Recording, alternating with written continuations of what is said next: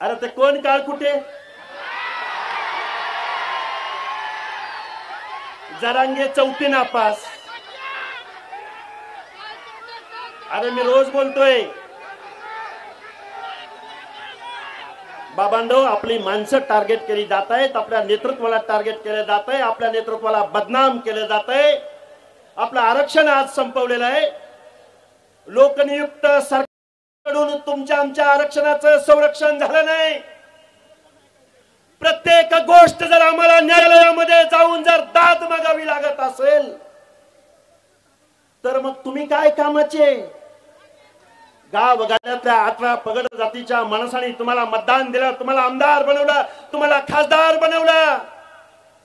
प्रकाशराव सोळंकी आणि विजयसिंह पंडित आणि बजरंग बाप्पा सोनवणे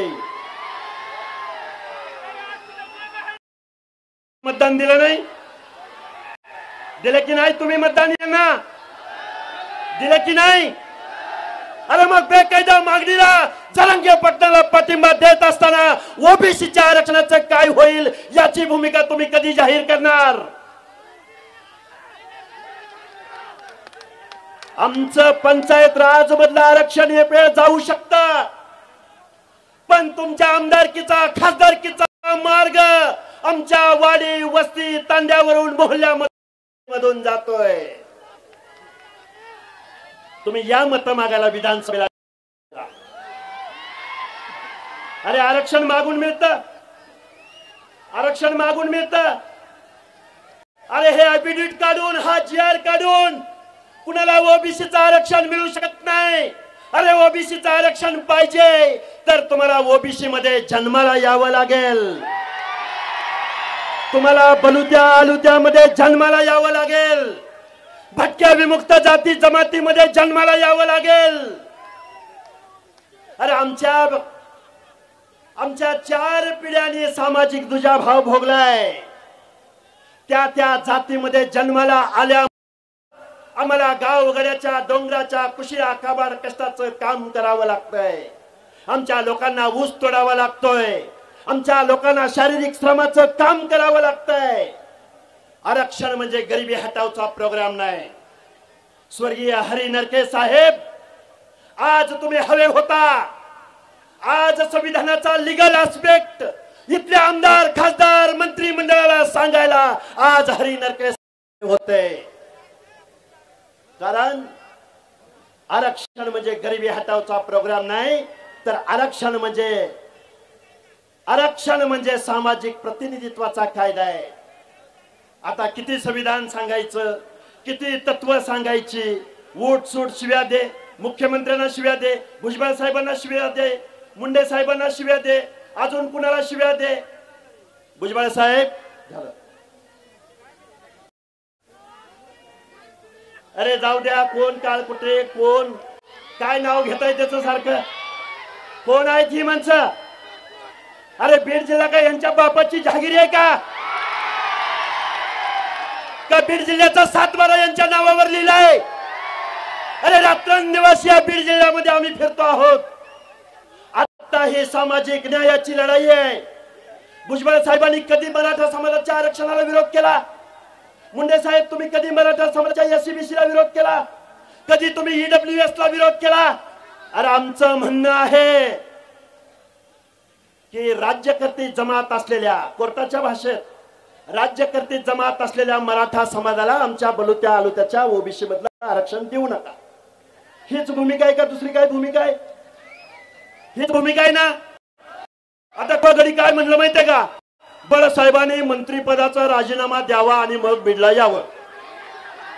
ऐका ऐका, अरे भुजबळ साहेबाचा राजीनामा मागत असताना लाज वाटायला पाहिजे होती. अरे कारखानदारांचा नेता, वायनरी चालवणारा, दारूचा कारखाना चालवणारा विखे पाटील हा काय मंत्रिपदाचा राजीनामा देऊन तुम्हाला भेटायला आला होता का? जरांगे पाटलाला, अंतरवली सराटीला 1 डझन आले होते, ते काय राजीनामा देऊन आले होते? आणि भुजबळ साहेबांचा राजीनामा मागताय. गावगड्यातल्या 18 पगड जातीचं 400 साडेचारशे जाती उपजातींचं हे आरक्षण आज रोजी गेलंय. अरे कोण तायवाडे, कोण कुठले, कोण कोण आम्हाला देणं घेणं नाही. सामाजिक न्यायाची लढाई लढायला आम्ही रस्त्यावर उतरलोय. रोखोक बोलणार आणि आमच्या बाप दाद्यांनी आमदार खासदार केलं, मंत्री केलं, कारखानदार केलं. त्या घरी बसवण्यासाठी इथून पुढच्या कालावधीमध्ये ओबीसी बांधवांना राजकारण करायला लावणार एवढा आशावाद व्यक्त करतो आणि माझा लांबलेला मनोगत थांबवतो. धन्यवाद. जय हिंद, जय ज्योती, जय भीम, जय मल्हार, जय महाराष्ट्र. धन्यवाद हाके साहेब. यानंतर माजी आमदार प्रकाश अण्णा शेंडगे साहेबांना विनंती आहे की या प्रसंगी आपण आपलं थोडक्यात मनोगत व्यक्त करावं. अण्णा साहेब.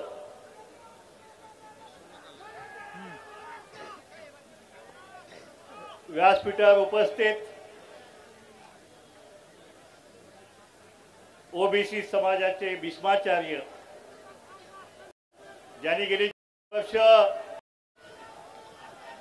या महाराष्ट्रातील तमाम ओबीसी बांधवांची सेवा केली, असे तुम्हाला सगळ्यांचे नेते सन्माननीय साहेब, व्यासपीठावर उपस्थित सर्व ओबीसी समाजाचे सगळे नेते मंडळी, सगळ्या समाजाचे नेते मंडळी आणि या भुजबळ साहेबांचं मार्गदर्शन घेऊन पुढील प्रेरणा घेण्यासाठी या बीडच्या या मैदानात जमलेल्या लाखोंच्या संख्येने जमलेल्या माझ्या ओबीसी समाज बंधू आणि भगिनींनो, तुम्हाला माहिती आहे की एक म्हण आहे, काठीनं घोंगडं घेऊ द्या की र, मला बी जत्रेला जाऊ द्या की, पण आता जत्रा बित्रा नाहीये, काठीनं घोंगडं घेऊ द्या की र आणि मला बी आरक्षण घेऊ द्या की र. होता जीवा म्हणून वाचला शिवा, शिवाजी महाराजांचं नाव घ्यायचं,